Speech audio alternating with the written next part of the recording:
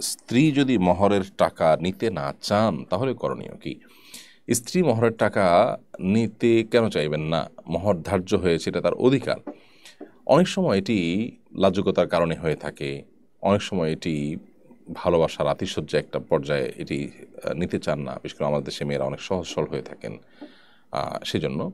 তবে লেনদেনের ক্ষেত্রে আসলে আমাদেরকে খুব বেশি সিরিয়াস হওয়া উচিত এবং এক্ষেত্রে আমাদের একেবারেই অনেকটা প্রফেশনাল লেনদেনকারীর মতো বা সাধারণ মানুষের মতো আমাদের আচরণ থাকা উচিত। একটি প্রবাদ আছে আরবিতে, তাআমালু কাল আজানিবি ও তাআশারু কাল আকারিবি। আপনি যখন লেনদেন করবেন তখন আপনি অচেনা মানুষের মতো লেনদেন করবেন। অর্থাৎ এখানে ক্লিয়ার কাট থাকতে হবে। কারণ এগুলো পরবর্তীতে আর কোনো ঝামেলার পথকে রুদ্ধ করে দেয় যদি আমরা এভাবে করি।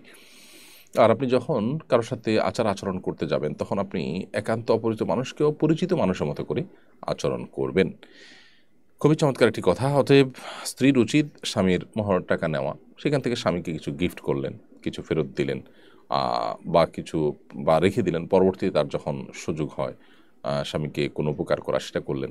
চাইলে সেগুলো করতে পারেন। পরিপূর্ণভাবে নেবই না এটা বলাটা অনেকটা ভুল সিদ্ধান্ত হয়ে থাকে। আবেগের আতিশয্যে যারা এটা করেন একটা সময় তারা আ বুঝতে পারেন যে তারা সঠিক কাজ করেননি। যদিও শরিয়া তাকে নিতে বাধ্য করে না। কোনো স্ত্রী যদি বলেন যে, "হ্যাঁ, আমি মহরের টাকা পুরোটা মাফ করে দিয়েছি।" তো আপনি সেটা গ্রহণ করতে পারেন, কোনো অসুবিধা নেই।